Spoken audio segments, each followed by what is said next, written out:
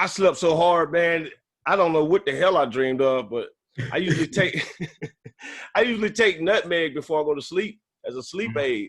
And man, it brings you some of the craziest dreams. I just woke up feeling good, and I was like, I might want to go back to that though, because it was weird. I wanted to figure it out. How you doing today, bro?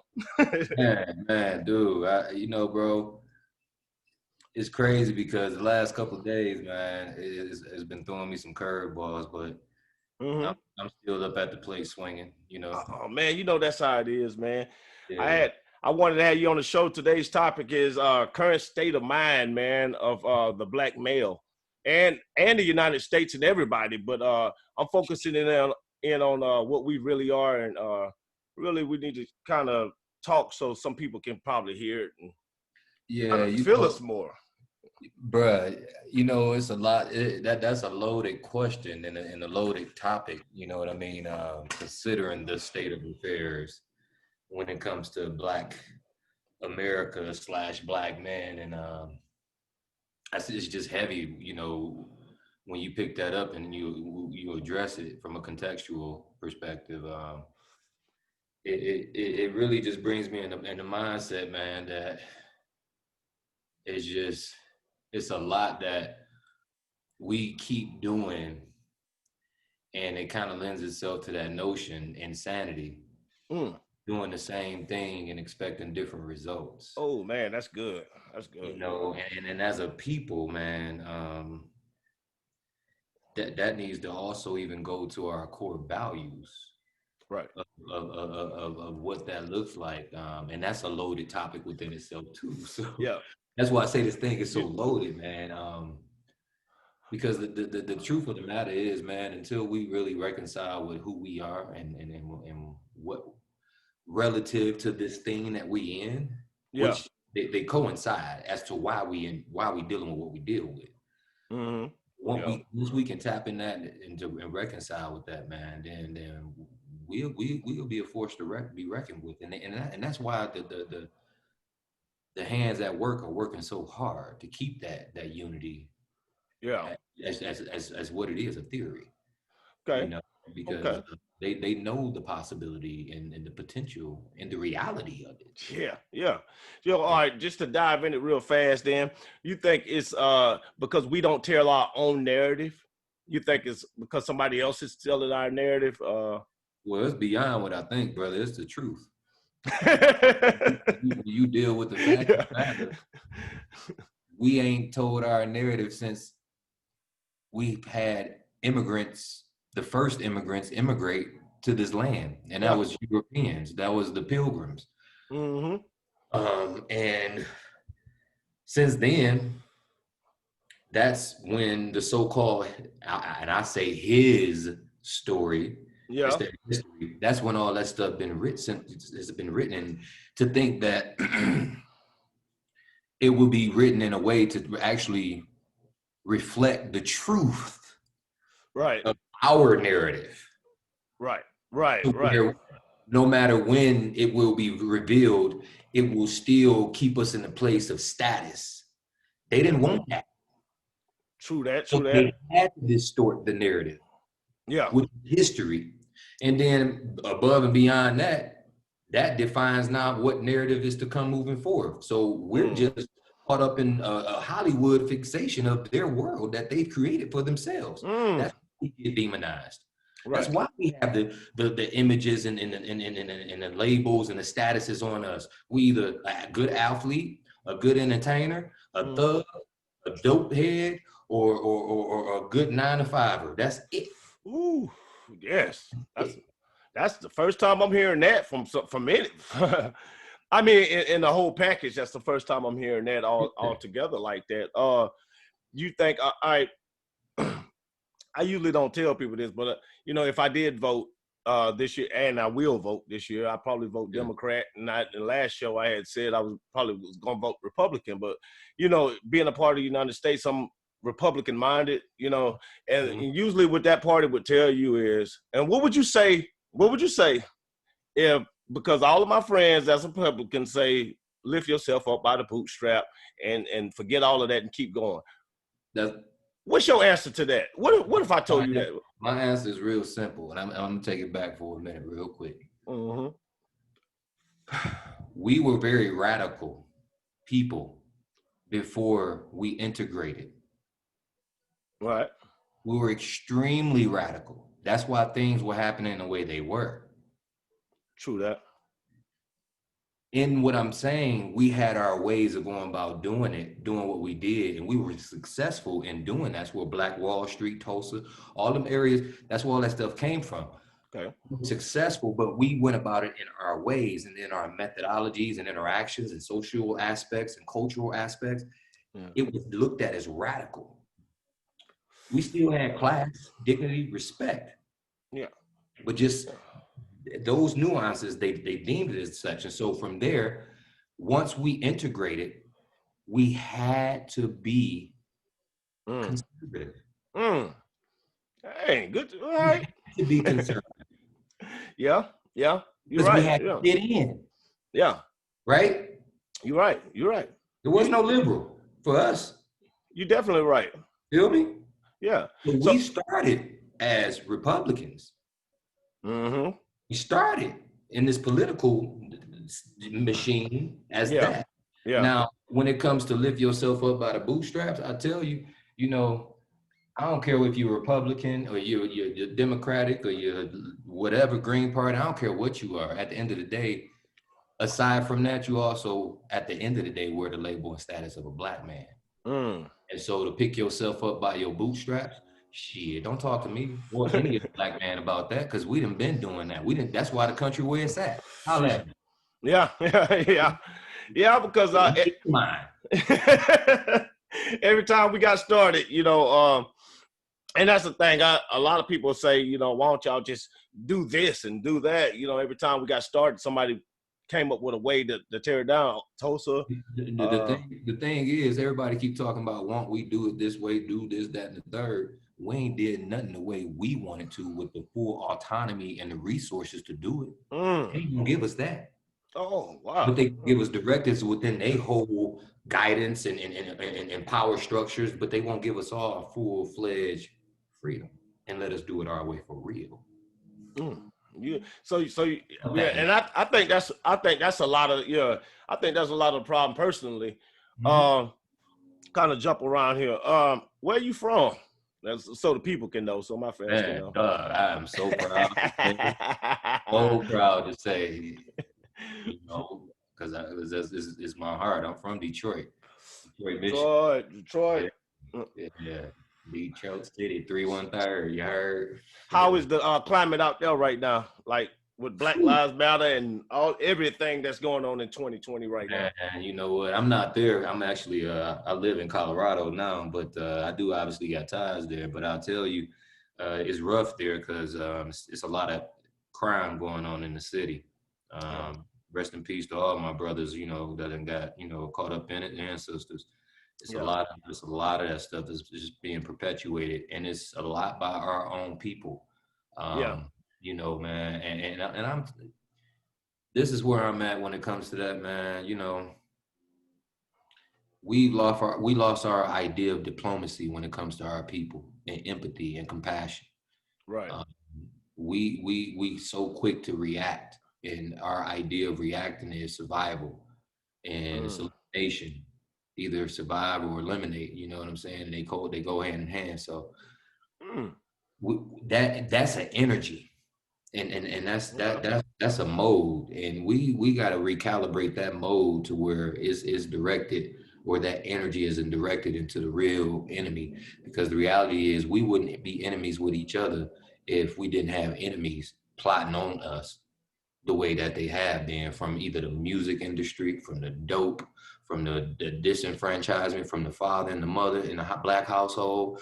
You name it, prison to pipe, school to prison pipeline, like all of that stuff is just dismantling our shit. Yeah, it's dismantling our shit. Detroit is getting hit rampantly with all of it, and it's divisive, and that's why we got that thing going on there. Aside from that, it's a lot of stuff going on with the city, into where the people in the city, they losing a lot of the property. And it's strategic in how things are happening there in terms of that being the case. And then you got a lot of investors, Asian investors, a lot of Russian investors that's infiltrating in those areas and buying it up. Yeah.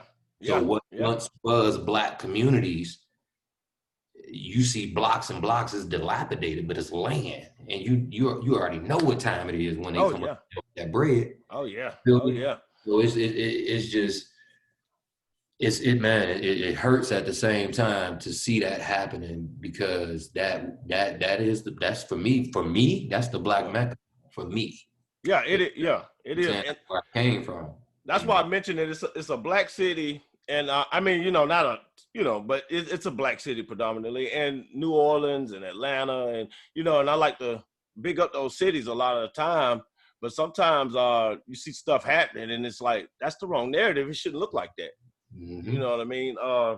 Like you say, with people buying up stuff, we live in like we don't have any communities pretty much. Yeah. They're building one out here, a little bit outside Atlanta, and and my thing was, why are they saying it on the news? Like I think that's one of our biggest problems, telling our the narrative, giving the blueprint out there, controlling, telling it, but because we can tell it through news medias and streams, but they get to edit it.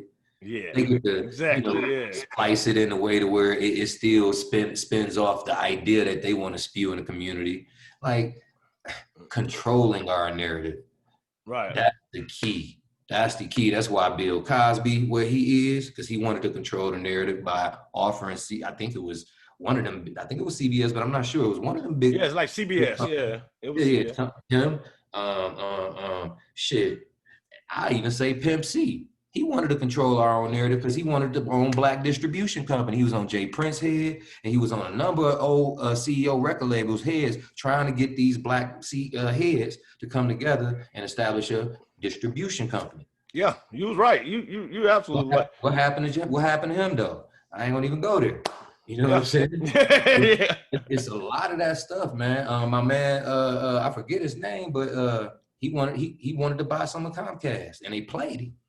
Oh. And he sued him, and then he didn't get the case seen through, but I think he just bought some network. I'm not sure, but these are the types of things, man, that they know what it is, bro, and it's only so much they can do before we get our way in. Like everything else, we've climbed the mountain in doing. Yeah. And they know we about at peak. That's why shit happening the way it is, man. Yeah, because the hip hop. Like hip hop, it started. I fell in love with hip hop in the '80s, and it started off as just a small little, we knew about it in the hood. Now it's became something else. A lot of people are signing deals, and they've come to the point to where now they want to go independent with things. And now, and I look at it as our whole community is just like hip. It is hip hop. We're learning to stop signing these deals. We can do it ourselves. What's your I ain't mean to cut you off, but what's your take on these Black colleges, man? I just had a Black college conversation, and that's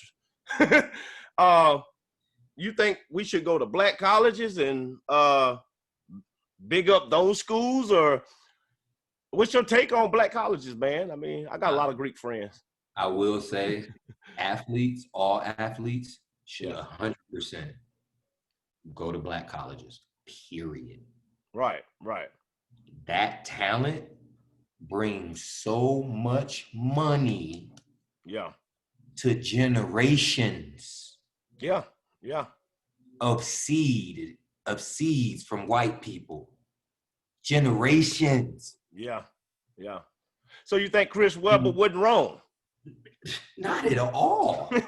Now I'll say this though. I have to clear my statement up, because there's some things that needs to be cleared up when it's made in reference to Black athletes or Black students in general going to a HBCU. My thing is yes to the overall, aside from the athlete population. And the reason why I say that is because that is a direct funnel of our Black minds and us controlling the narrative of those minds in Right. terms of who they are, what this system is, this institution is, this framework is, and how to navigate it from the right narrative, as Right. opposed to other narratives that they take on when they go to other institutions. And Yeah. then secondly, I will put a degree of criticism in there in terms of the curriculum, because we're learning an Anglo-Euro curriculum In of the black world, colleges. In of the black world. colleges. Yeah, Oh yeah. yeah, because that's what they've taken it from. Yeah. Unless Yeah. they've done their own due diligence. And once you do that, now you crossing cultural barriers Yeah. now, Yeah. because you're going back, you're going to your roots. Yeah. We the only people that don't teach our. Yeah. We For don't. me, if we're talking HBCU and it's talking now the uprise of us, Yeah. that's really where we got to go with those institutions. True that. True that. True that. Because that feeds, again, the narrative that's going to develop the minds past college onward. Right. See, we that's absolutely right, man. I mean, because it's like you go to these schools and like we have a whole like the Egyptians taught the Greeks. Mm-hmm. And then I got a lot of friends that's Greek, and there's no disrespect to them, but it's like what they're doing, the black face had already done that, had taught them. So why are we Greek? You know, why are we doing this? You know, that just, so I just needed your opinion on that though. Yeah. Growing up in high school, man, both of us went to the same high school, man. Pretty much, it was so white, it felt like it was a private school. You know what I mean? I'm just being honest. You was a star athlete in everything you did. I mean, it was ridiculous. I mean,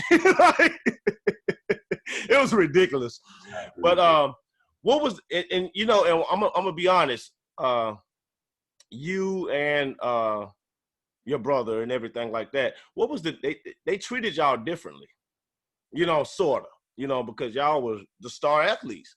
Yeah. So how was it being around all these white? How was it? How was it? Because I mean, they clearly treated y'all differently, and it's probably my opinion. Uh-huh. But how was it growing up? I'll say there was a degree of privilege. Right. That word, because that's what it was. That I would probably get as opposed to a person who didn't play sports. You because you didn't.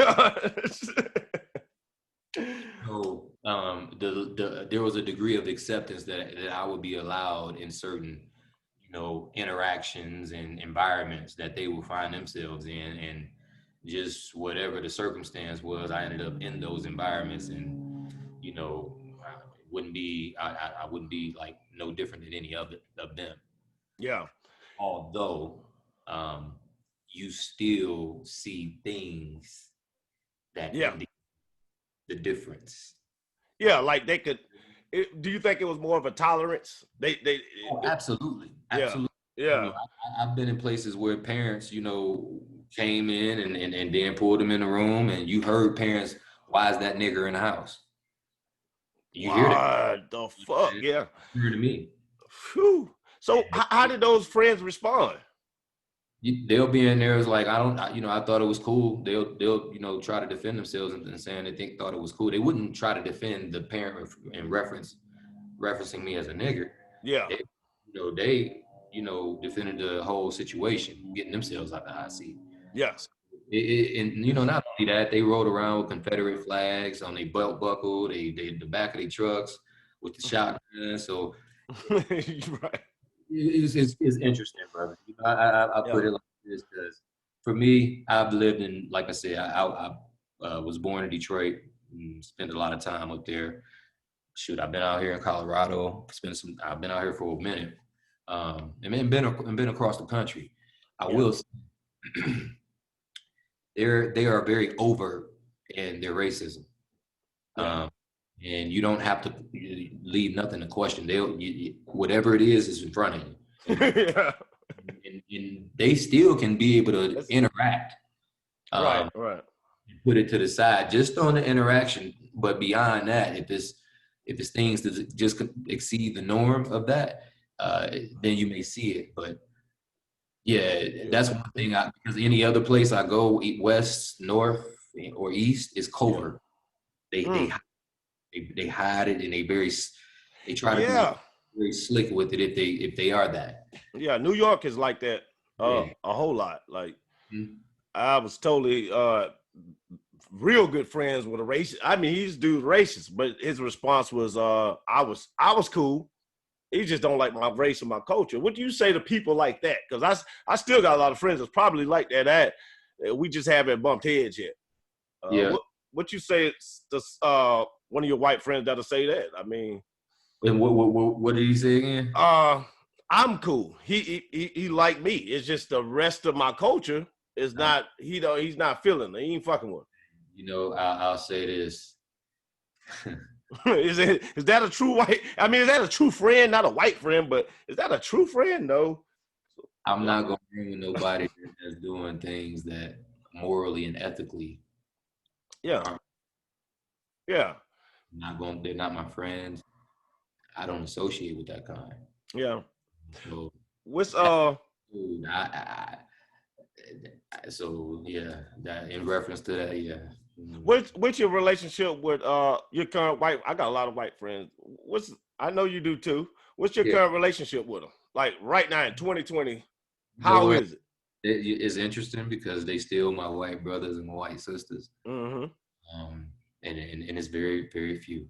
Very few. The number is kind of starting to go down, ain't it? It's like, what the fuck? Yeah. But I will say, they solid. They solid, and they walk the walk. Yeah. Aside from talking the talk. Mm-hmm. And they active. They passionate about it, and they infused with the spirit to really get after it and shift it, create that shift. If you're coming with that and your lens, like for me, I look at it like Black people, we have to be on point on a many different aspects of how we navigate. If a white person can understand to the degree, and understanding is because they'll never be able to experience, and that's a huge part of understanding. Yeah. So if they can maybe even empathize and then try to conceptualize to the degree, that's somebody who I can really, really resonate with. But those who just try to deny it and because they don't see it, yeah, that's kind of crazy. Some people I don't see it. It's not my problem. Well, it should be, because it's a humanity thing at the end of the day, and like Black people, we respect a lot of people, man. Like as a race, I mean, we only disrespect ourselves. I mean, in my experience, amongst other races, towards other races, we're the most peaceful people on the earth. Yeah. Because if you really want to keep it 100, we the ones that let them come here and open our arms, and then got infected with the quilts that they. Yeah, you're right. You're right. All right. Describe. Guess what? What? Yeah. And we even cast ourselves into their system and let them de-identifies and reclassifies and denationalize and. So I mean, both of us do a lot of reading, a lot of research. So what you saying is we was already here, brother.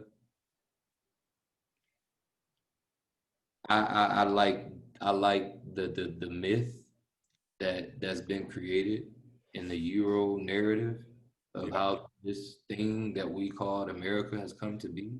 Mm-hmm. But I have to tell you, it is full of fallacy, deceit, hate, racism. Mm-hmm. The history of that story is full of all of that, and to keep us, whether we want to or not, on a path. Whether we want to stay on that path or whether we want to get off, like right now, it's still us on that path, that history. That's how powerful that shit is. Dang. If us as a nation, as the true aboriginal nation of this land, which is at this current point considered African Americans, Black, if we, man, dude, it'll be Right. a shift. It'll be a huge shift. And at that point, it'll be instant carnage because they wouldn't accept that. They'll go all bloodshed. Oh shit. That's That's I give a plug to that. At the same time, it goes against all of the rules that govern this thing that we exist on. Whether we want to refer to it as Earth or the little what do they call this thing? And then I forget the term. Firmament. Yeah, firmament. There you go. Yeah. Yeah, I've been dealing with my flat Earth friends lately, man, and they've been putting me on a lot of different stuff. Let me see. I'm kind of looking at this thing right here. Okay. Yeah, all right. I'm the original red man. So and I feel that too, man. Like I kind of think that too. When I look at old pictures, go to museums, I mean, it's like, come on, man. And then what better way to confuse people, bro, than to confuse? That's eternal confusion. Oh man, dude. Eternal damnation. Yeah. Because when we go back to when we know ourselves, then it releases. Yeah. It releases. That man, all of this is coded in all of these aspects of what we call, whether it be religion or spiritual guidances, or what, all these things are coded in that. Yeah. All these things are coded in that. And it's just various ways in which we can look at that determines what we're gonna lock as far as keys to the doors.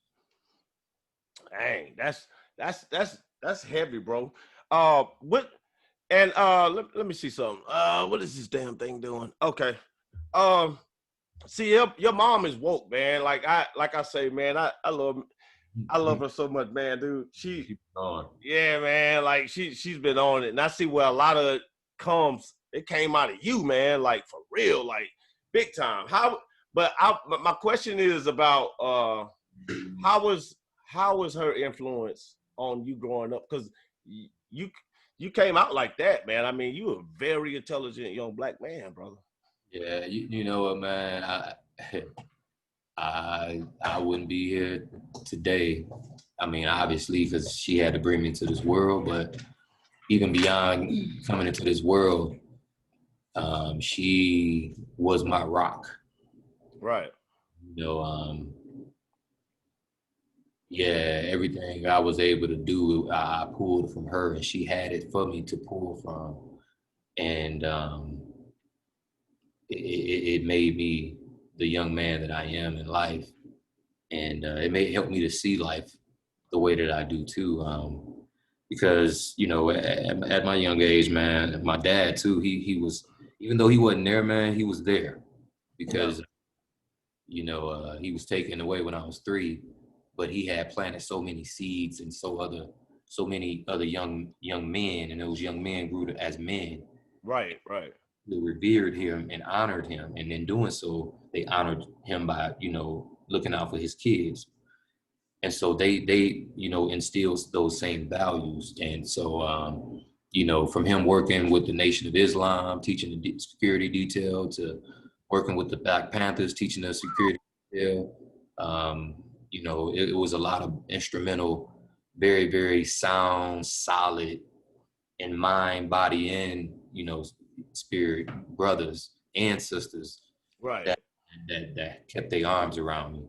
And my mom, she was brilliant in just how she was able to, be a single Black mother and raise 2 boys practically on her own. On her own, yeah. As we already know those stories, and we know how a lot of times go for young Black males, but I feel like that just speaks just that much more to the impact the OG she had on me. Yeah. She's something else. Yeah, man, she is, man. I mean, and to be able to do it on her own and understand the system that we're in, and it's a lot, man. I'm gonna be honest, man. It ain't. had her struggles, bro. Like, she, she the one, but at the same time, she just that much better for it, Right. and the type of mindset and the type of person she is. Like, she don't let her circumstance define her. She defines her circumstances. And that's one thing that I've been able to take in my life now. And that's even what I teach my students and my boys, my kids, no matter the circumstance and when it comes, even the impact that it may even yield and have on you, because you may get gripped by that. But at the same time, don't let that be the defining measure of you dealing in that circumstance. You define that. Yeah. You shift or you do something, but don't stay stuck. You know what I'm saying? Mm-hmm. I was able to really, really grasp and yeah, OG she a powerful lady. You're right, man. She is, man. Like I said, it's hard. What about your pops? You mentioned martial arts. See, I know he gets down, and I seen you on the internet getting down. Like so tell me a little bit about that, man. Like, what's up? Is it kung fu or? Nah, it's Hawaiian Chinese multiple systems, Mm-hmm. which is the brotherhood that he got his under when he was stationed on the island of Kauai. At the time before he got deported into Vietnam as a Navy SEAL. And so he learned, and he even attributed his survival in Nam to the art, because he was sent into some circumstances where technically he wasn't even supposed to come back. Wow. So, Wow. So he was in he was in Vietnam? yeah, Vietnam as a Navy SEAL. What? He He's did. a badass man, dude. He's a different type of person, man. But Yeah. one thing his instructor told him to do, man, was when he got back to the States to teach his people, because it was a lost art of ours. Right. And Right. that's near and dear to. And plus him being over in Nam and then looking back over here in the States and what was going on with his people, with the water hose, the K9 dogs, he had a certain obligation, a certain disdain and a guilt, Yeah. because he was patronizing the same hand that was oppressing his people. Mm-hmm.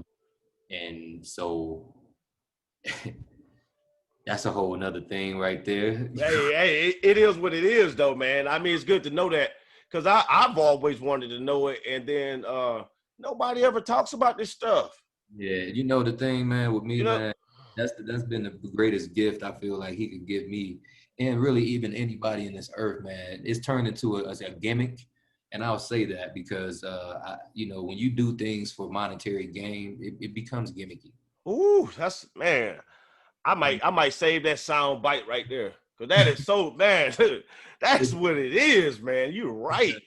But when you do things that fulfill you, no matter what the yield is in terms of a tangible thing, Right. no matter what the yield is, long as what you feel sensationalized and internalized Right. from that interaction, if it's fulfilling you, that's life. Right. Yeah. That's Yeah. my word. Yeah.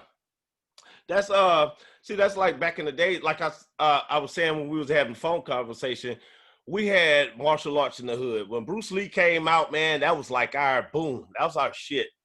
And Jim Kelly came, and that even threw the game crazy, because now we seen ourselves on the big screen, and then we had dojos everywhere. What happened?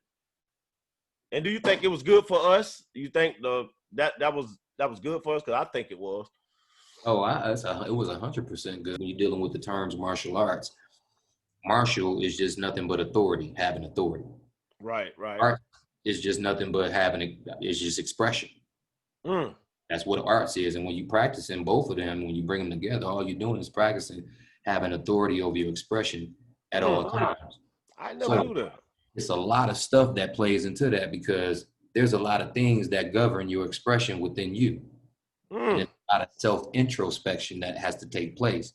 Your mind, your feelings, your passions, your desires, all those things, and all what they're groomed out of even plays a part, because they're biases. Their bias is based off of your experiences and how they've impacted you. And so that's what made your narrative. And so that's what guides a lot of what we do. Yeah. And a lot of what has groomed that is this system. Yeah. So, and not on that, but a lot of generational trauma. So really, we're boxed into a small environment like clusterfucks as people to really let off a lot of this stuff on each other and doing it, and it's happening perfectly. It is. Perfectly. Wow, they make sure they keep their distance and only come in to regulate when it's time to regulate. Yeah. You know what I mean? So martial arts, man, like I said, it had its place, and I feel like it needs its place back because, again, it was holistic in values. It was intentional in terms of community activism, and if it wasn't, it should have been, because that should be the nexus. To me, that should be the church. Yeah.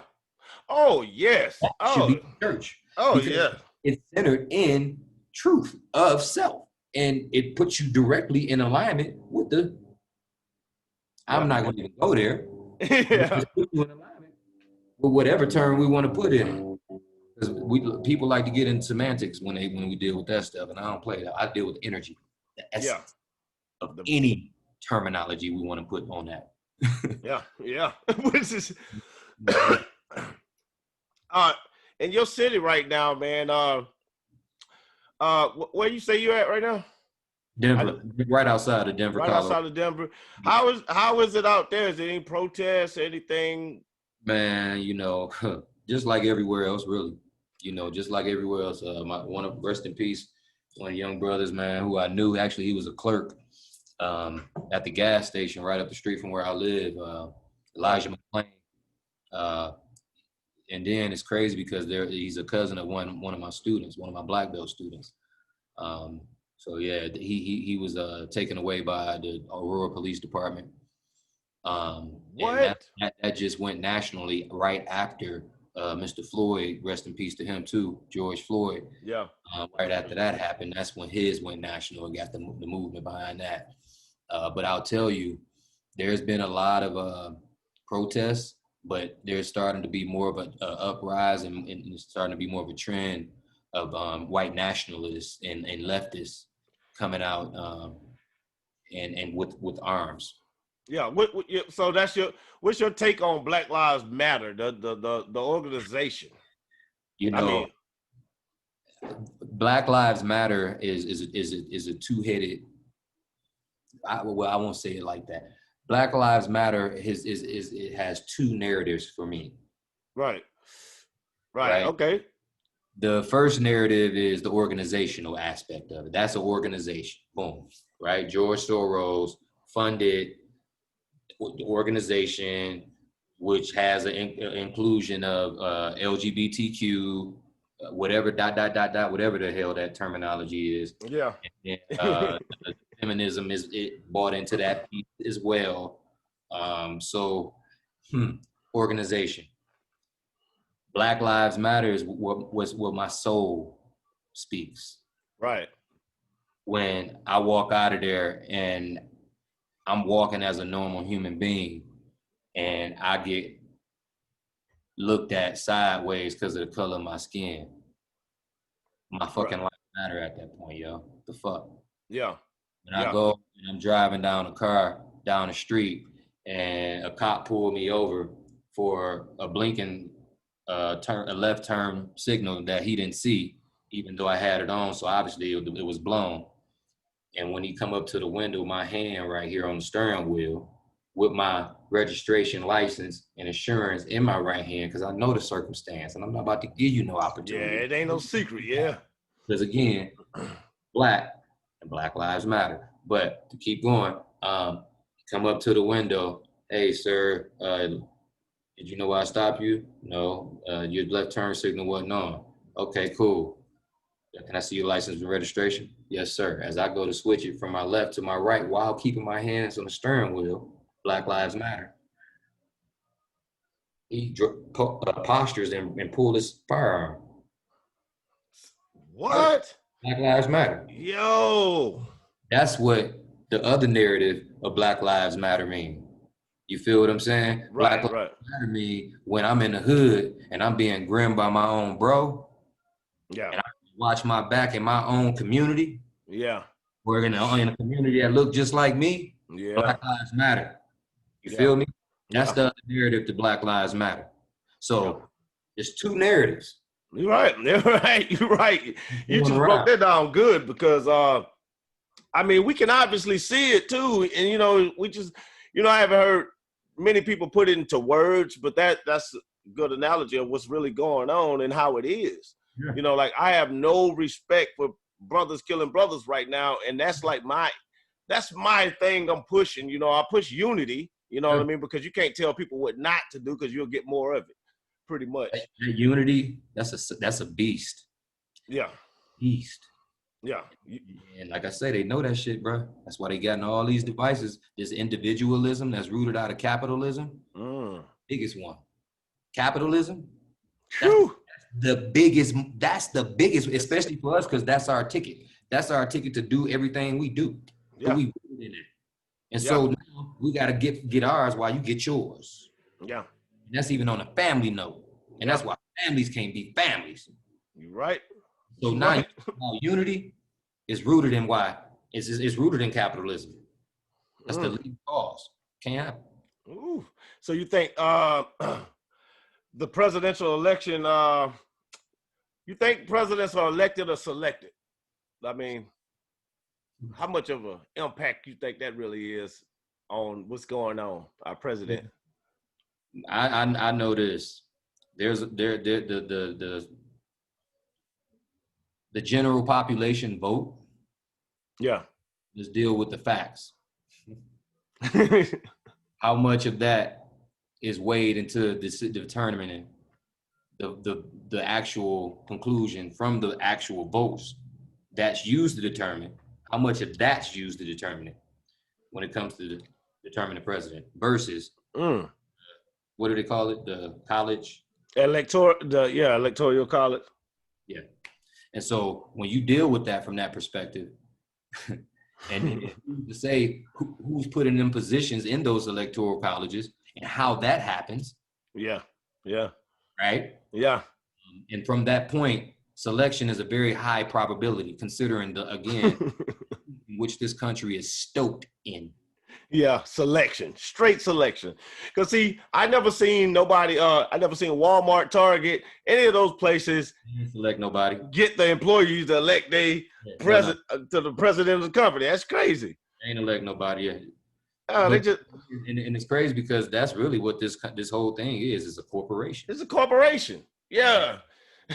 You can go to the articles and read all of that. Yeah, yeah. And people just I don't know what it is. I guess the program is that strong. You hear something 21 times, you believe it. So, I don't know. That's crazy. What's going on in your life right now, though? Like, what are you doing out in Colorado? I hear you teaching. What's that like? You know what, man? Aside from being a parent, which that don't stop. I think that's a constant job, which I enjoy. Yeah, that's a hell of a job all the time. My kids, man, I wouldn't be the man I am this day. So true that. That with a whole great deal of honor in doing that. So but aside from that, yeah, I do teach. I work at an alternative education center. That's high school, where high school kids come up to the age of 21 to try to go ahead and get it done. Oh, that's awesome, dude. It's been something, man.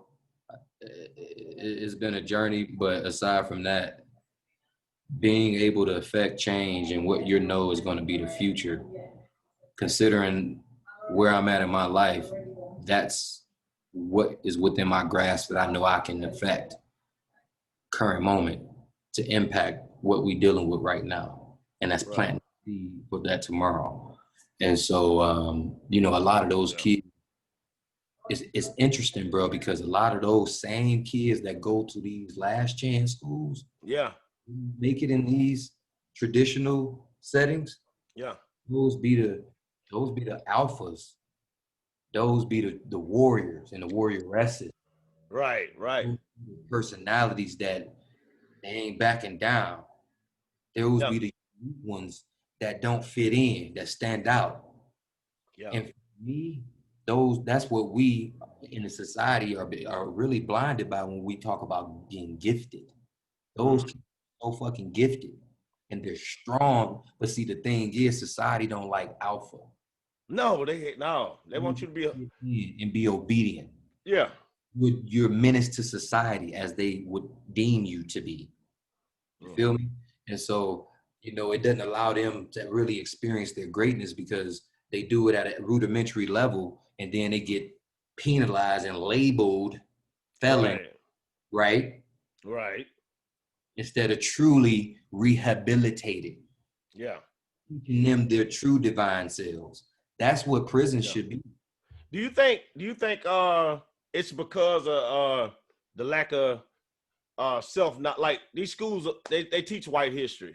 Yes. And the white narrative. Do you think a lot of it is because of that? Because they even cheating white people out of the truth. Yeah. Like even you know, so do you think the root of that comes from that? Because a lot of those people go on to like that go to those schools, they go on to be successful. Like to be honest, they really do. You know what, man, really honestly, you know, I think the whole system is garbage. The whole educational system is garbage. First thing is education should be more experiential and less sit down book. Yeah. Yeah. That was the first way man started to learn when it came to the face of the earth. There was no books or paper to learn from. Right. We are natural experience learners in our natural essence and state of the so put us in circumstance, we'll figure it out. Yeah. You sure right. What do you think religion is in the Black community? When I grew up, it was churches everywhere. They packed. Now that 2020 came in and they was declining on then. What do you think? Why do you think they on a decline? That's basically what I'm trying to say. Well, I know things are happening with us as a people as a whole, and I'm talking about on an energetic level, metaphysical level. Right. I know things are happening as a people, and so I'll attribute it to that. That also impacts the influence, the psychological, and the etherical, hemispherical way how we're vibrating. Yeah. And so our vibrations are, I feel like we're operating at a higher vibration, and it's pretty rapid in how it's moving, and it's been this, and so the results are you're seeing these false. Yeah, you go ahead and say it, man. It's all good. You're seeing these false things that once was of service to us. Yeah. Now the cloak is starting to be pulled from over. Feel me? And so it's a lot of that's yielding what you're seeing in terms of these churches and what's going on. And I'm not saying, and my point is, I'm not saying nothing in terms of the gospel. Yeah. I'm saying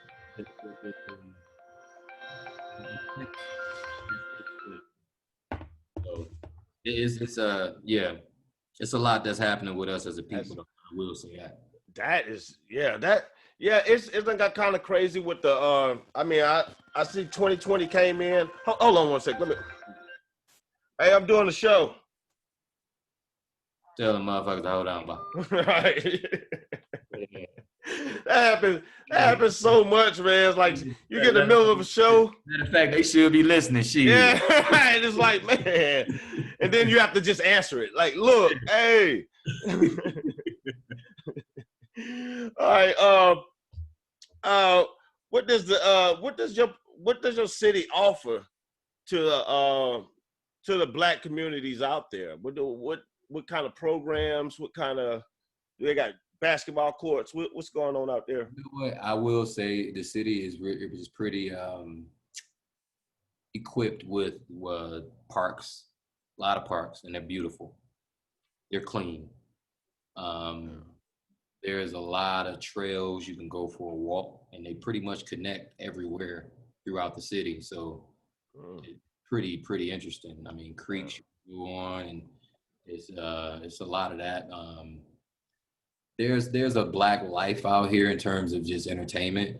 And when I say that, small country town like. Oh wow, okay. It's can you smoke anywhere in Colorado, or how is it? How's that? I know I went to Denver and smoked. Yeah, now weed is you can yeah. You think that helps out?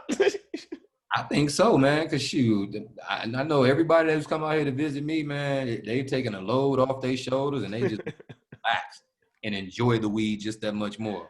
Yeah. Yeah, you know, for me, and when I'm talking about, I go to the park and shoot, we out and get up.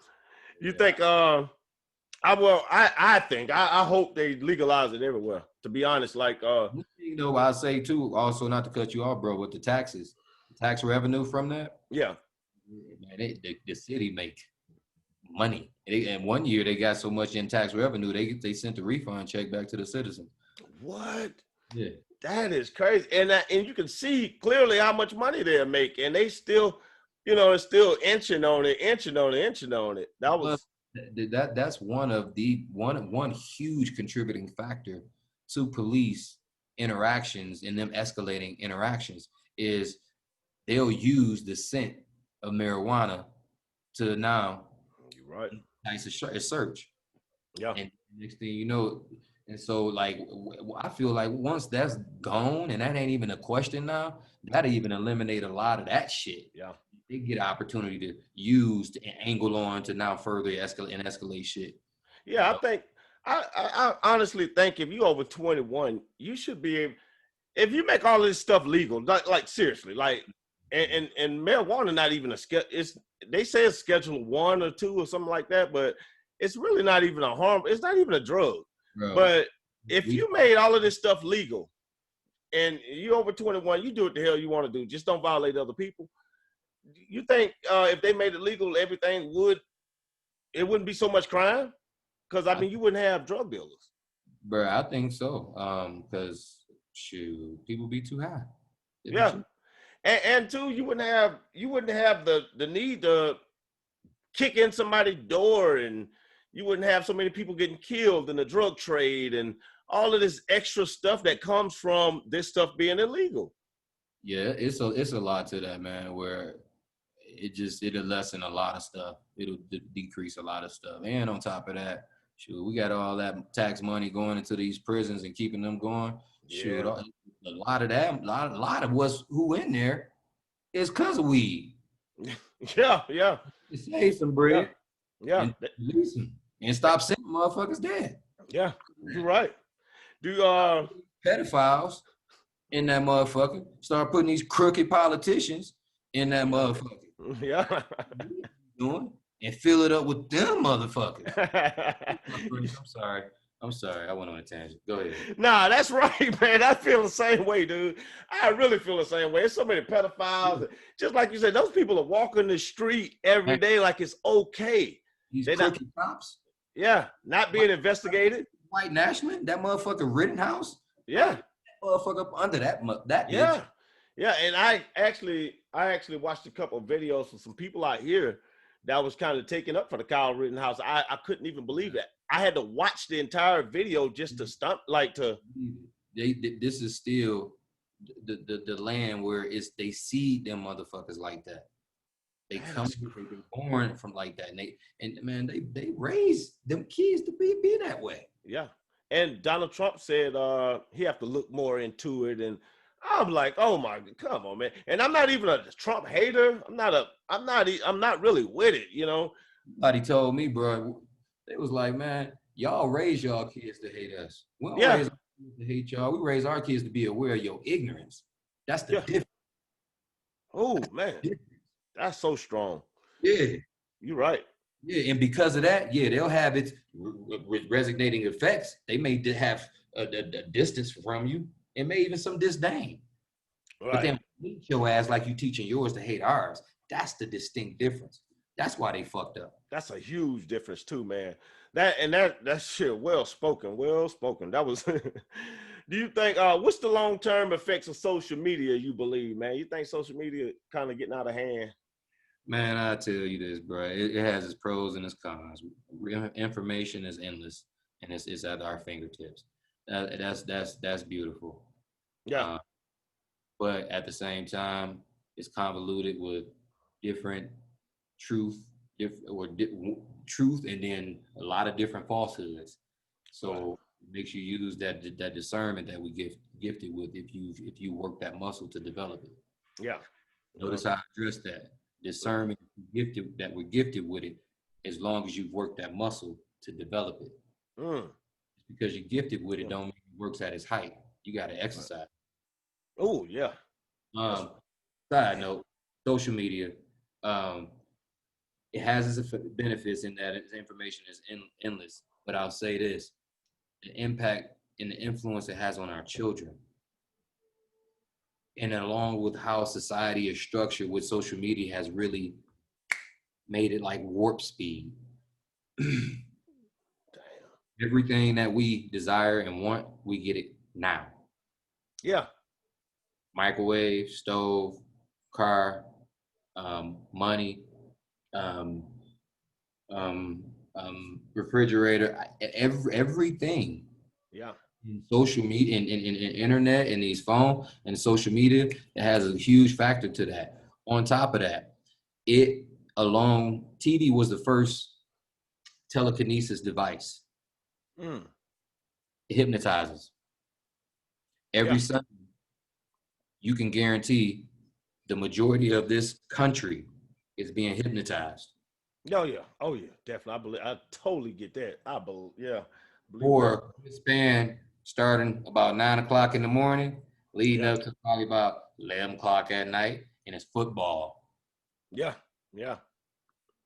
On Saturday, good majority of this country, tunnel vision, football. So for me, this is next level, because once you stop doing that, what we go do when we go to work? Yep. Just use the internet in one way, shape, form, fashion, or the other. Yeah. Operating in a realm of convenience and comfort, because it keeps you in the comfort of your home. You ain't got to get out in the sun. The best thing for you on a daily basis, consistently for a period amount of time that we need, especially as melanated people, right? Right. Right. We can't operate without it. Right. And so, it does that. And then psychologically, it keeps you in this set framework of a world that's totally obsolete of this world. And when you're interacting with the world before you, the social media is only your mind, your thoughts, and the interactions that's occurring here. Mm-hmm. Mm-hmm. So that builds behavior. It builds psychological norms. Right. Right. Patterns in terms of how you handle your psychological processes. Yeah. Right? Yeah. So when you go back into the real world, there's a disconnect. And you will see that in our kids. Oh, man. That's what we call an ADHD. Oh, man. All these labels that they love to keep putting on our asses. Preach. Ain't nothing but the truth. Yeah. That's what they're doing to us, is labeling us to keep us stripped from the truth. Preach. We was the Aborigines. Then we became the various different ones that they deemed us to be. Then we was the Negroes, colors. Yeah. Then we was Black. Then we was African American. Now we ADHD. Now we transphobic. Now we a nigger. Now we Crip. Now we blood. Now we a man. Now we whatever. We don't know the core. Dude, that was strong right there. Damn, preach that shit, bro. I love it. We title fucking ourselves. Yeah. And while we title fucking, that's keeping us in the rat race to really keep us away from our true selves. But get away from what we know, though, bro. And that's the thing. That's what it said in the Bible. Die to yourself. That's the equivalent to it. Yeah. And obviously not in the physical state, but in the in internal state. What snakes do? They shed themselves of that skin and they grow into a newer. It's the same. Yeah. What how you eating these days? What health like? You with Big Pharma or with holistic? Yeah. I don't take medicine, bro. I don't Okay. take that's made from these chemical companies that get paid for stabilizing and not curing. And also while stabilizing, also kind of underhandedly reinfecting with other things. And so I'm not playing Russian roulette with the devil. You know what I'm saying? Yeah. Doing that. And that's what a lot of this stuff is, bro. Meat, I don't mess with meat. That's the one. The meat industry is the number one ozone threat world, because the chemicals that they use to do the things that they do at those factories. Yeah. The car manufacturer, that's not it. The meat industry, because it's bigger. And bruh, it's sick. It's sick. But aside from that, the impact that has on me as a melanated man is not for me. It's not for my makeup. That's why you get a lot of colon cleansing for a lot of males and females. The cancer is rampant, diabetes, high blood pressure, all that stuff. We talk about generational curses. No, the curse is in our habits that we carry generationally. That right there, that was powerful, because that's so true. You know, generational curses. Generational curses is carrying a habit of molestation. Yeah. And not checking that shit. Yeah. Feel me? Generational curses is a habit of not having a father because the women too salty. Yeah. Granted, it may have something to do with the men, but let's keep it all the way funky. Yeah. Messed up women because they ain't had a dad. You feel me? And it's no stuff to them because it's justified. You didn't have no pops to teach you better. Yeah. You think a woman should be able to tell a man what he is? I mean, what's her gauge? Even from having a father, she still ain't a man. And so, speaking from a place of experience, that's the only leg you have to stand on when you talk to me about this, especially what defines me. Right. So, answer your question, no, she don't got a leg. Man, that is dope. That you put that in a good way. I seen that earlier. You know, I seen that earlier, and I was like, The woman can't experience a man to really tell a man what a man is. Okay. The processes and the method we're wired differently. They'll admit to that. So if that's the case, you can't tell me about me, boo. Yeah. And then do you think I'm about to tell you about you? Yeah. Because and you think that, well, that's probably obviously a problem in the Black community. Is a lot of like me. I grew up without my dad. I didn't have my dad till I was like 16 or 17. You know, you think that's the problem with a lot of these kids? I mean, like young men. They only got a mom. Well, absolutely, brother. They lack balance. Yeah, it was like us in their foundation. Yeah, Mom, and that speaks to the point in them not being able to really, tell us we're not a man or be able to determine the factor of whether we are a man, because you can't do what we supposed to do in the absence of us. Right. You can't do that. So how can you tell me, referencing the man, that I am or I'm not? Yeah, you could. You only could say so much because you never been. You don't know, and your brain's wired differently. Yep. But the effect on the Black boys, man, is huge, and I work with that on a daily, bro. You get a Black entitled kid, because mama overdid it with the love. Yeah. So he's entitled and he moves a certain way. His behavior is rooted out of that. You either get the kid who, shoot, mama just was like, do you, boo? As long as you safe, you eat, and that's all I care about. Do you? You end up in the streets, you end up navigating, either you grown early or you in the streets doing some fuckery, or he just a depressed kid trying to navigate it and always dealing with some hardships, probably borderline suicidal type of. Right. Finding a lot of cases with our Black young boys where that's be coming up. And it's because of that. A lot of those things. Now, again, this is not to fault the Black woman. Yeah. No, man. Black woman is God in my book. And she is God. Yeah. She is the direct, distinct reflection of the Most High. That's why there's the most beautiful things on the face of this earth is the Black woman. The Black man is second to the Black woman. You know what I'm saying? Yep. That right there, man, as far as the Black man being out of the household and the impact on the kids, and then it tears our Black women down. It tears them down. It saps just that much more out of them, and that they don't even have, because the reality is postpartum shit is real. Yeah, that's so real, man. Chemically, spiritually, that shit's real. Yeah. If that Black man ain't there, what slack he's supposed to take on, she done took on everything. Yeah. And she done had brought that baby in this world. And she was depressed for 6 months. Right. I mean, like crucial months. You feel me? So she done took on everything. So after that point, what that Black man should be taking on, even furthermore, that Black woman still gonna be taking on shit. She taking on still what he got to take on. Because now she's worried about the kids, feeding them, changing them, running errands, making sure that things get carried as far as the household. She got to be the ship and the people on the ship maintaining it. Yeah. And so that tears the Black woman down. Yeah, she get tired. They get tired, they get burnt out. And then that furthermore impacts them babies because they're a direct reflection of her. Yeah.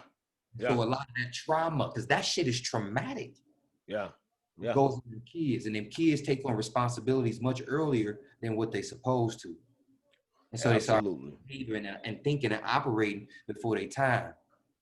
And our kids don't get to experience the fullness of what that life should grant them. And man, it just throws the balance of life off. Yeah, it do. Yeah. You been checking out Kanye West lately, man? Man. Yay, man. Bro, I feel for Brody, dog, because when Ye first came out, I was dog. He's cold. You know what I'm saying? He was on that conscious. He was talking that talk.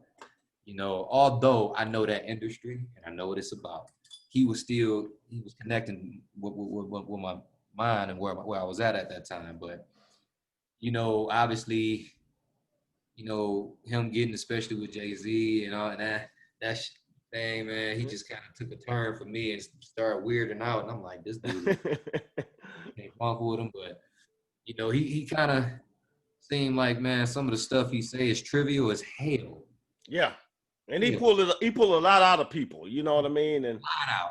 And I appreciate him for that, man. Exactly, me too. That to me is going beyond the bounds of thinking and daring to do so. It's not many people that's willing to do that. Yeah. And eccentric people like that crazy motherfucker. And so there's a degree of value you gotta give a person like that, when it comes to being able to willingly think beyond what society would accept as a norm. Because you're gonna have an image in a certain type of skew put on you, and he's willing to take on all that shit. He has. Yeah. So I respect that, as a man to a man. Mm-hmm. Your truth, and that's integrity.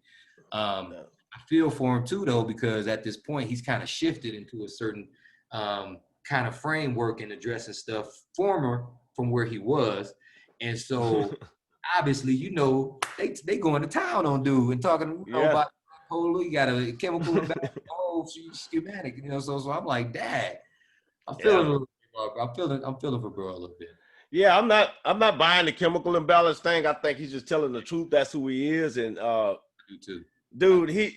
he's just like we used to being quiet and being humble and not saying nothing. And yeah, man. And I was gonna vote for the dude if he'd have kept at it. I'm not even fronting. I mean, we have nobody else to vote for, right? We ain't got. Donald Trump said it.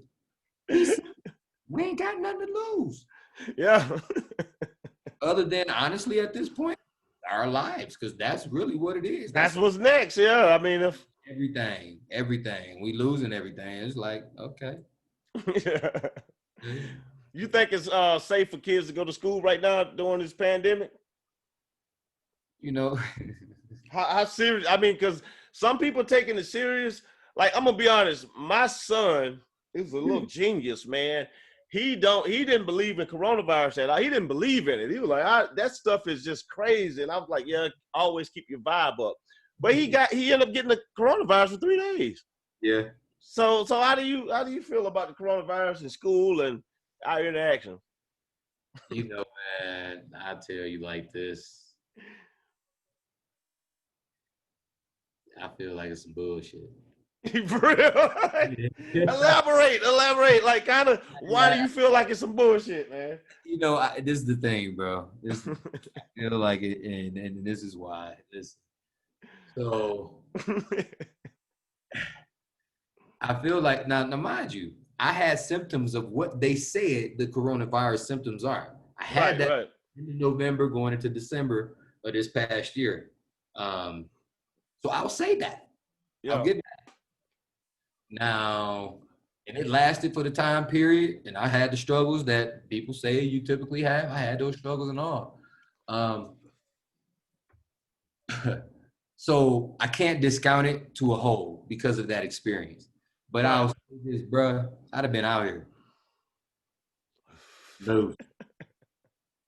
And I feel like a lot of the methods that's being put in place contributes to coronavirus in terms of face masks, in terms of the lockdown, staying inside, in terms of the 5G towers being put up, shit. in terms of the chemicals that's constantly spewed in the air, in terms of the chemicals that they put in the food, in terms of the chemicals they put in the water.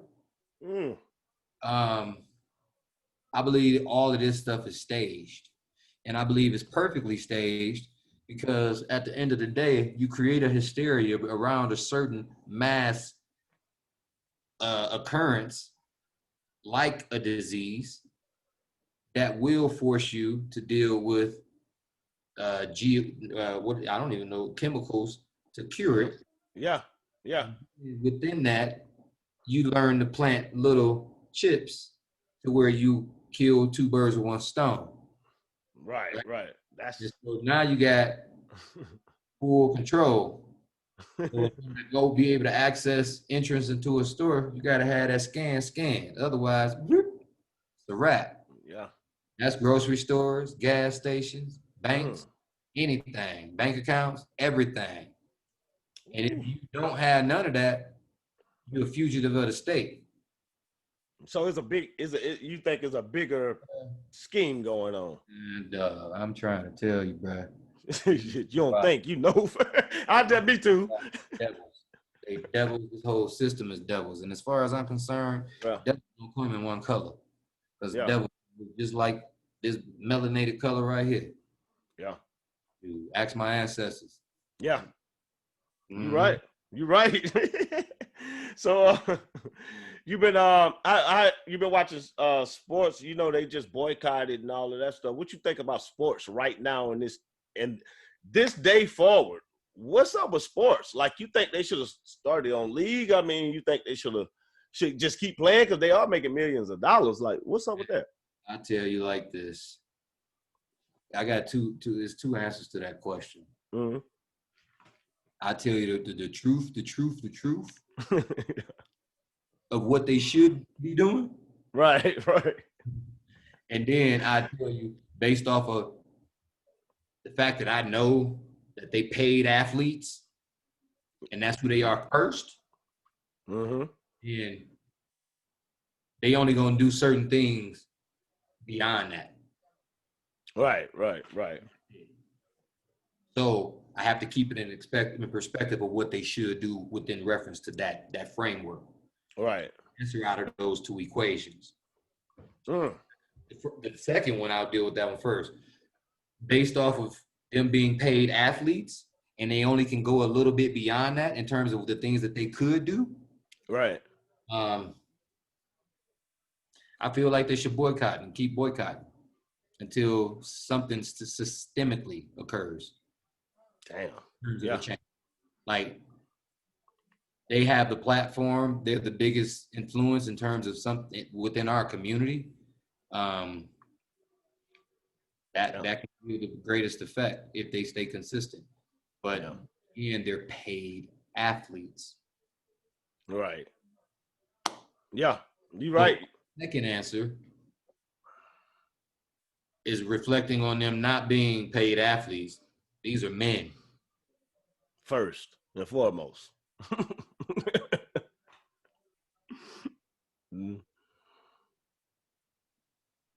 Pretty much about put the league on hold. Yeah. And unite, take their funds and their resources. Yeah. And very strategic as a federation, because they can establish that. Yeah. Get very strategic around what steps that they're going to take and what systems are they going to create for the empowerment, the independence, and the betterment of our people. Oh, wow. Yeah. Yeah. That's a heavy thing to propose, but they walk in big motherfucking shoes. Yeah, I'm about to say, how far do you think, I mean, we're away from that actually happening, though? You know what I mean? Honestly, bro, it should have been happening, really. Yeah. Yeah. You're right. That's why we're where we at. Yeah. And it's not to say that's because of them, because I won't, do that to them. But it's a big part, though. I mean, you got to think about it, man. How many years and how many generations of players and what's the numbers on that? Yeah. Let's deal with the numbers. Yeah. Yeah. You know, collectively, let's deal with all the successful Black icons in our era, before our era. Like, let's deal with those numbers of what that lifeline was and what it ended up, yielding. Yeah. And then, again, I mean, I'm just, we think we're as good as that number in our account. Right. Man, shit. That's a millionaire. Famous people get pulled over and harassed by cops. You ain't as good as your number. You as good as your skin in this country. Yeah, you're absolutely right, man. Because that's a lot of the athletes, man. I mean, some of them are. I mean, you can act like you're clueless at this point. Like with Drew Brees and with a couple more people, Brian Urlacher. They're all for like they saying it's for the flag and all of that stuff. But I'll tell people like this. That's convenient. That's a convenient way to really ignore the truth of the matter. And yeah, that's cowardice. Yeah, that's what I think too. It's no way you don't know. Nothing in the face and say it for what it is. You got to dance around. You got to skirt around it, or you just got to ignore it and try to address it in a whole nother narrative, which we already know. You look at a certain image one way, it'll show you one thing. You turn it and flip it the other way, it'll show you something totally different. So doing that is a craft that they've mastered.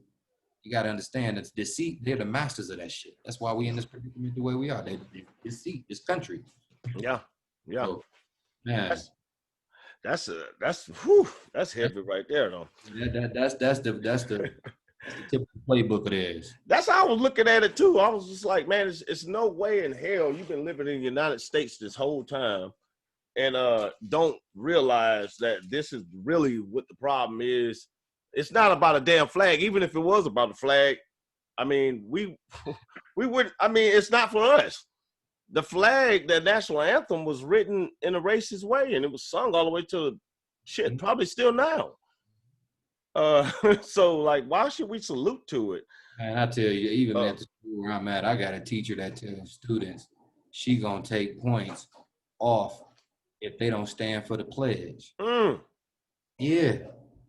That is... And mind you, I'm the one that fix relationships in the school. So they talk to me about it, and you already know my feeling. You came in my classroom, it ain't even no American flag hanging. I done took it out the thing and put it in the closet because I don't represent that. Right. You feel me? I don't represent oppression because that, to me, that's what that represents. That's what it represents. 1,000%. Yeah. You feel me? That represent inequalities. That represent deceit, enslavement. Yeah. All that stuff. Yeah. That's what that represents. To me, that's my experience as it relates to my relationship to that flag. Now, Brian Urlacher, he want to suck that flag dick. Yeah, because it worked out for him. Yeah, it worked out for him. That's his experience, and I don't slight that. But don't denounce my experience because you didn't experience it. Yeah. My experience ain't valid because you didn't experience it. Yeah. My thing is either get in or get out. Right. Restate this narrative in a way that's going to benefit your narrative. Then that's what crackers do. That's absolutely right. One-on-one. Nah. That's history. That's why it's working. And then now they're using the subversion of it, of doing it in their everyday interactions with us. No. Yeah, because we've kind of been hearing this shit all our life, man. It just came to a head. Yeah. I mean, with all of this stuff, what do you okay, if I'm an 18-year-old black guy and I'm trying to make a decision. I don't play sports or anything like that, but should I go to college? Should I go to military? If those were my two options, what would you tell me? Hey, I'm gonna tell you like this. Just like my pops told me, you'd be a fool to align yourself with the enemy. That's been the enemy since what they determined your inception was in this land. And they so-called say it was slavery. They've been your enemy since then. You're gonna go align with that same enemy that you've been aligning with all this time and go fight with them to conquer and take over and strengthen their empire. And then, furthermore, your people in the same damn position from day one up until now, and that's been over goddamn what, 500 years? Yeah, no, we're probably doing worse than generational curses. Right. And listening to the military. I don't give a damn about a benefit because you're still black when you come out. Yeah. We got black militants that got murked soon as they came out, choked out. Sister got murked in there. A Hispanic young lady just got murked in there. Like, yeah, you're right. Yeah, you're covering up for bruh. So my thing is, either the line has been drawn. You go over there, and I look at you no different than the Ku Klux Klan. That's so. And why haven't they been labeled a terrorist group yet? And I'm gonna keep it 100. I don't trust nobody in the military, and I don't care about family because they take on a code. They make an oath. I don't know where they stand with that versus their love and compassion for what we have in our relationship and the value they have for me. I don't know. Officer, I don't know. Because they got a blue code of silence. Yeah. Your road dogs and law enforcement. I don't know. Yeah. You love us equally. That's cool too. I rocks with the equally. But don't love me less. Yeah. I get it. So yeah. As far as them going to college, I say, bro, different strokes for different folks. Again, those institutions, man, they don't give you no on-job training. You go and get that paper. Lack experience, you go get a job, they're gonna say you need experience, so you start entry level. Nah, you got to build your way up. I just tell you, in my case, I ain't gonna get no paper. I started entry level with below entry level. Yeah. And my way up, and I ain't got no paper yet. Yeah, I mean, because we're so ridiculous right now, man. It's like everybody's. Some people are still going in it, but everybody pretty much starting to see this college scheme thing. Like, you send an 18-year-old kid to school to make a decision. Yeah. I mean, they making life decisions, like mortgages. Yeah, spending money on trying to figure out what they want to do. You know what I mean? And that's crazy. And it's like, if you don't play sports, I recommend you not go. Just wait till you're like 25, figure out what you want to do, and if you need school for it, do it. If you don't, That's actually what my son did, and he actually paid off and worked out better for him. Yeah. Because he had more of a trajectory to be able to work from and going into school. And so, it's practical. It makes much more practical sense. Yeah, because if you take that money and invest it, I mean, you're going to spend $30,000, $40,000, $100,000 on college. You can start a business with that. You can fuck up that money on your own terms. The thing is, in the Black community, we should already know by now that once we reach our 18th birthday, our birth certificate has matured in the World Bank, meaning we are eligible to take out lines of credit. An account has matured. That's where our credit comes from. We take loans off of our document that the government owns on us. Oh, wow. They've accrued interest on over since we was born. And that interest has grew up to a point to where now we can even take loans off of it and pay them loans back with interest that they own. And that's how they build their empire. That's what that shit is. If we know that shit as people, then why in the hell at 18 are we saying, hey, get this credit and let's work this motherfucker? Mm-hmm. Yeah. Build it, and then as soon as you're eligible, let's go get you some cribs. Go buy some plots of land. Yeah. Let's work that, pay that stuff off, get it paid off, keep your credit pumping. Now, that's the beautiful use of it. That's what I'm telling you. The system, it's a lot of stuff we catching up to, man, that they've been doing for eons. That's why they've been doing it. Yeah. Yep. That's why they ain't want us to read.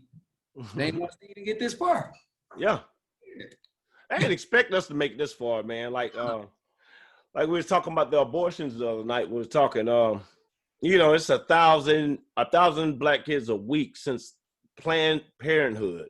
Yeah. At least 1,000 kids a week are aborted since Planned Parenthood. That's genocide. That's self-genocide. That's self-hate. That's self-genocide. A lot of people. Yeah. And that's a whole nation. That's a whole Black.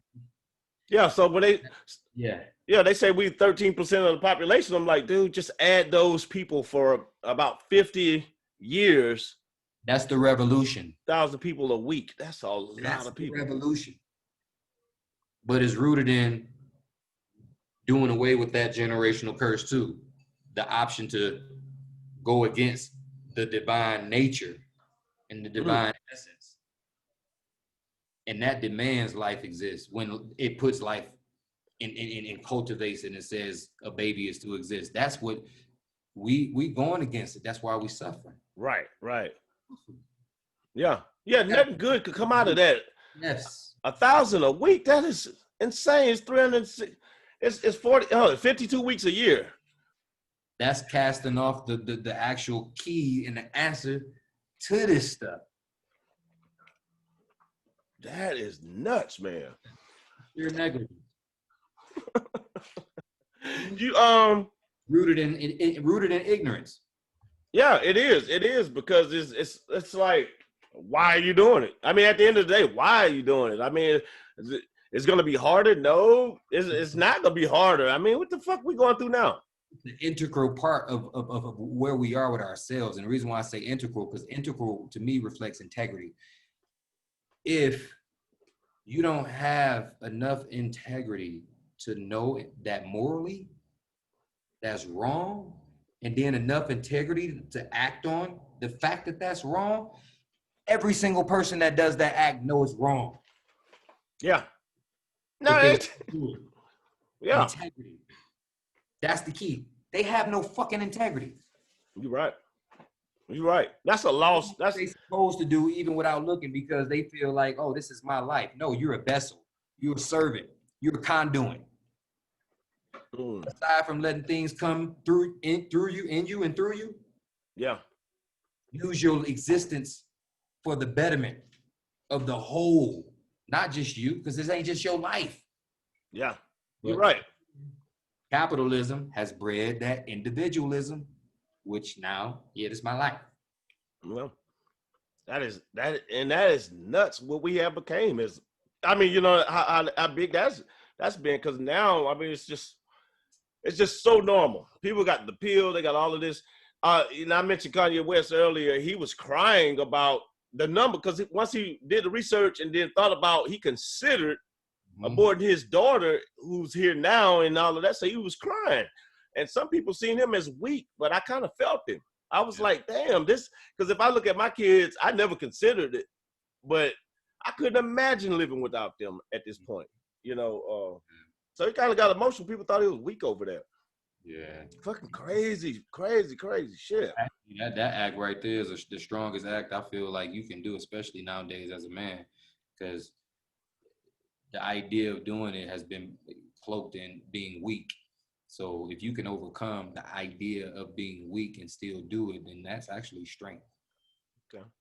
If I was one of your students, man, and somebody asked me the question of who am I? What would you teach me to be prepared to say? Oh boy, real shit. Hey, you know what? That's the good one though, because I tell you, I actually do that with my students, man, and it's a real eye-opening conversation that take place. But you know, who I am is rooted in ideas, and ideas are defined thoughts, meaning they're in a framework and they're exact. And so again, who I am is rooted in that. And the idea that I'm that exact and just that, right? I can't conceptualize myself just being that, because I carry on a different personalities, characteristics, and those out of that are rooted in the ideal. So to answer your question, who am I? I ask my students that question, they'll tell me their name. Yeah. How they feel about it themselves, or what they think about themselves. And I'm not taking any of that away from them. Right. To define and measure who they are, but it doesn't define them. No, it don't. There's more to them, right? Mm-hmm. So I'll let them flip the question on me, and they'll ask me, okay, well, who are you? And then I'll tell them, I say, well, I'm any and everything that I allow myself to be at any given time. And the reason why I say it like that is because I'm a father, I'm an uncle, I'm a cousin, I'm a husband, I'm a leader, I'm a student, I'm mad, I'm happy, I'm nice, I'm mean, I'm reckless, I'm on point, I'm chaotic, I'm peaceful. I'm anything and everything that I allow myself to be at any given time, because I have the capacity to be anything. Ooh, that's solid there. So for me, another empowering thing and attribute that brings about is the fact that the parts of myself that aren't operating at a high vibratory level, it allows for me to embrace those parts. Because I'm good, bad, right, wrong, you name it, I'm all, but it's based on what I allow. Right. So I'll be just that much more mindful of when I find myself initially feeling the impact of anger, but recognizing that, okay, I'm angry, but not letting myself dove down that rabbit hole of anger and continue to move and operate moving forward from there. I'll be able to check it because I've been able to accept at any given moment, I'm what I allow myself to be at any given time. past the impact that things have on me. Because the impact that things have on you, you take on a life of its own. We can that's a part of us just being sensitive to our environment. That's healthy for us. That lets us know if things are of service to us or if things are disservice to us. Yeah. So we have that impact. But now the feeling, it shouldn't take us and now guide us, or the thought shouldn't take us and guide us past that impact. Oh, yeah. They steadfast in what we're supposed to do and Mm-hmm. feel, yet what we're supposed to feel is no different than being someplace but not being of it. You know what I mean? Yeah, I get that. Yeah, that you worded that so good. Yeah, so that's to me, when you deal with the notion of who you are, it's a very intricate matter because we are very, very, we're very unique in our makeup. Yeah. Very unique in our makeup in terms of our design and our function and how all of it intersectionally operates together. It's very unique. And in that, we have to give ourselves and how we identify ourselves that level and degree of uniqueness as well. Because it takes away if you don't, or it empowers you that much more if you do. Damn. Yeah. That do. Damn. Your answers are just they mind blowing. I'm literally taking notes on some of the stuff you say. I want to be hey man, damn it. Who are you now? You know what I'm saying?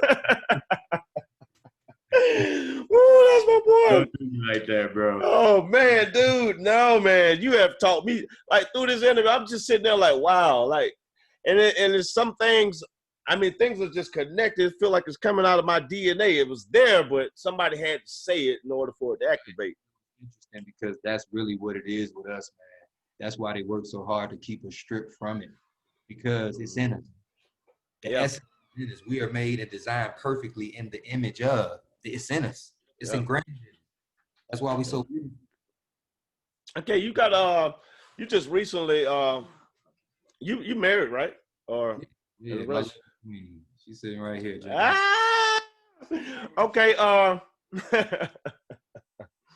what are you to her? Like I don't know if I could put that in words. Like are we protectors? Are we what's keeping it going? Like wow, that's a heavy one. You know,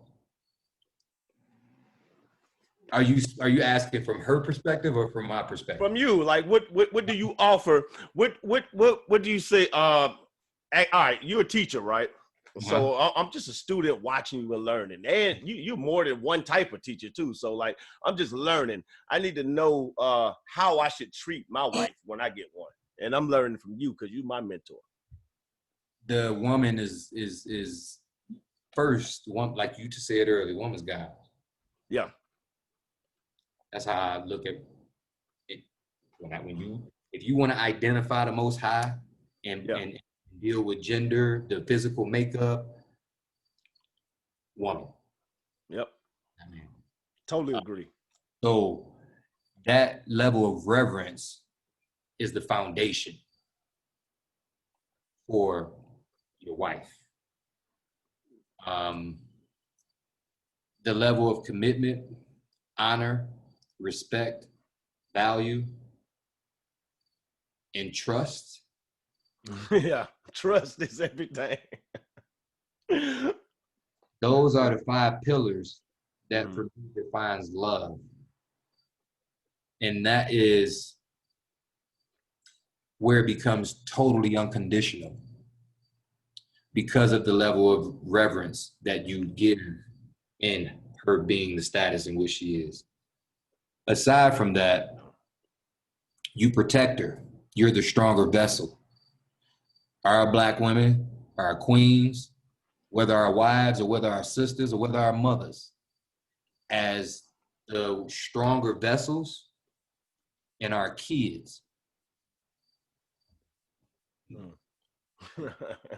That's man. What about me? I don't denounce I don't have this thing about good and bad. Right. Right Elaborate on that. I don't deal with that. I deal with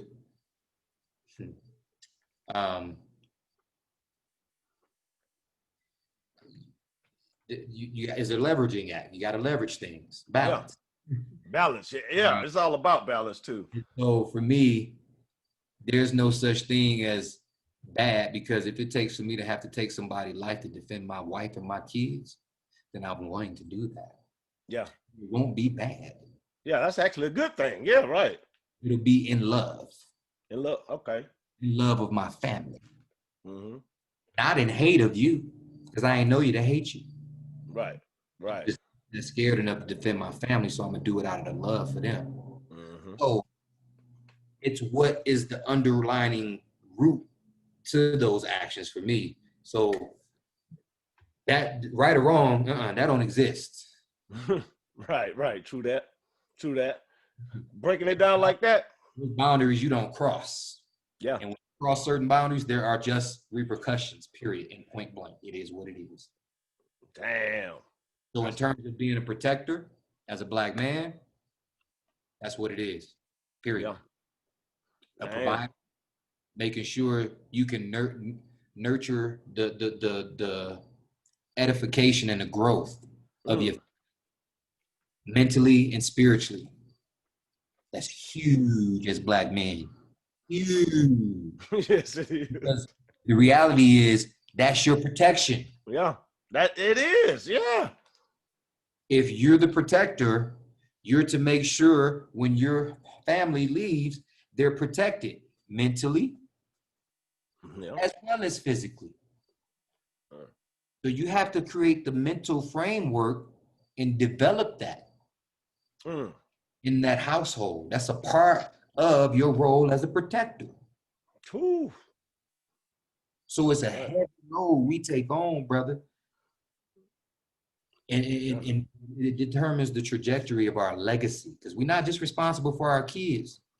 We're responsible for them 10 years or 10 generations from now, those grandkids, because that's us. Right. That's a good ass answer, dude. Golly. Look at what you listening to these days, man? I just got on that Big Sean Detroit 2. Yeah. Oh man, that's the best album. Like, that's probably the best album I've heard in 10 years. Yeah. You know, it's crazy, bro. I rocks with Big Sean. He coming out with he got a few nice tracks I like nowadays.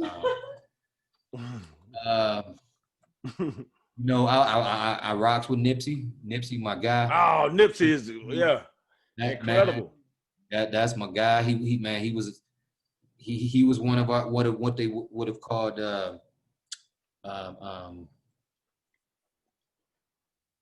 I forget the terminology, but one of them saviors for essence in the Black community. He was one of them. You know, to spin it. I didn't mean to cut you off, but just because you said Nipsey, why do you think we kill our legends, man? I don't think it was even an act of solely it being us. I think it was a infiltration, and combination of that and us. I'm not going to take us out the equation because that's a big part of the fucking problem. But I'm not going to, negate the other influential part as well. Right. The government, they shown themselves to be crooked, from Fred Hampton to King. You name it all. Yeah. You name it all. You name it. With him being the next upcoming, black, like for real, on the move, independent, owned his own copies and masters. Like we haven't had nothing like that before. Nah. And he was here with it, and he was vocal with it. And with the Dr. Sabi piece, and bruh, they ain't want to do it around. That is crazy. The way to cover up than to have our own do it to our own. Yeah. They play us all the time. They play us like that. Oh, that's that same story. It's the same thing. Yeah, you're right. That happens entirely too much, man. And they so had an infiltrator give up Fred Hampton. Yeah. Malcolm X. Yeah. My brother. Nation of Islam. Yeah. Yeah. Yeah. Hey, You're bro, right. it's dog. Yeah, man. We got to get our backbone, bro. We got to stand for something. Well, with brothers like you, man, I definitely got hope. I mean, more than hope, because it's not hope. You're a damn fact. I'm sitting here talking to you right now. So I hate that word, because after Dick Gregory kind of like went off on that word, I just thought about hope. You know, Yeah. hope don't really exist, especially for us. It don't. Nah. But you the absolute truth, and with brothers like you, man, I know I appreciate it. I know our future is gonna be pretty bright. To be Yeah, we got honest, a lot of work, man. We got a lot of a work. lot of work, A lot man. of people in the trenches, they getting their hands dirty and they getting grimy, crying, and they doing the thing, man. Yeah.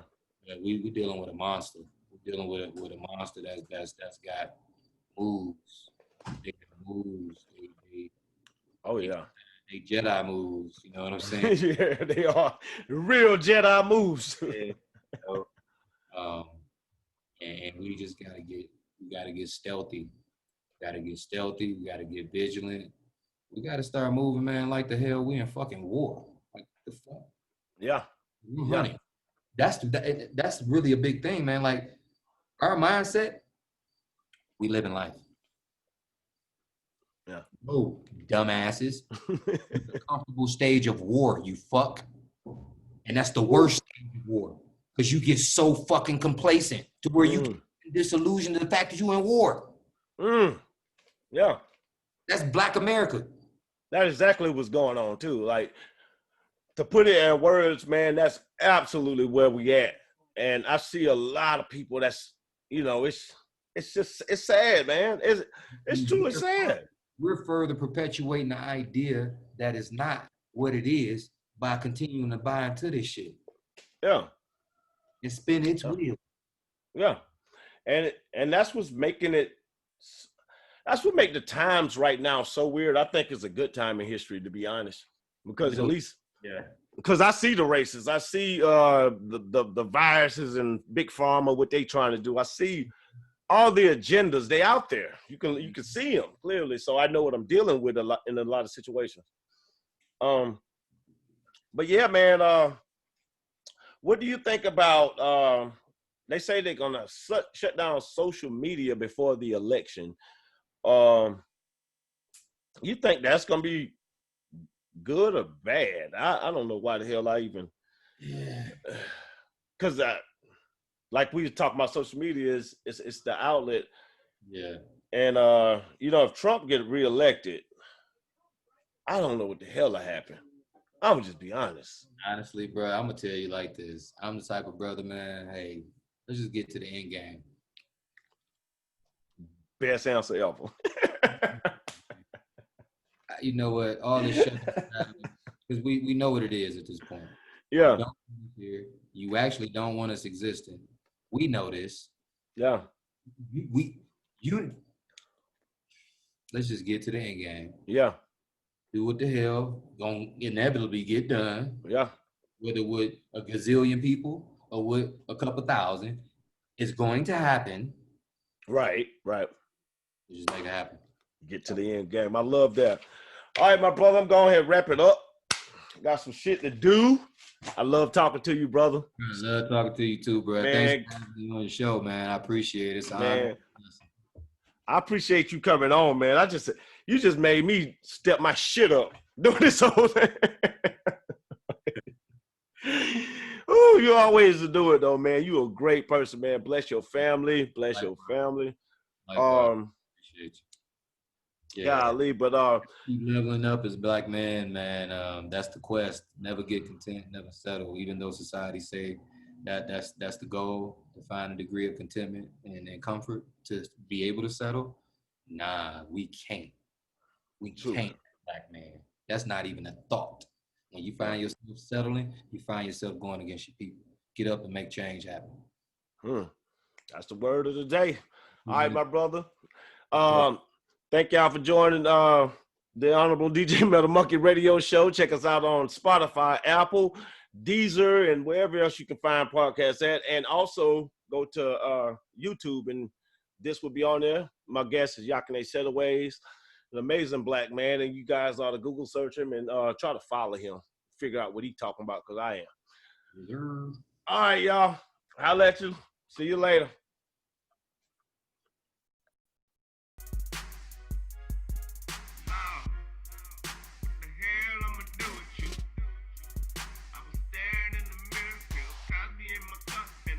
Yeah. Yeah, well, I'm talking like this is because I'm famous. Subscribe to my YouTube channel.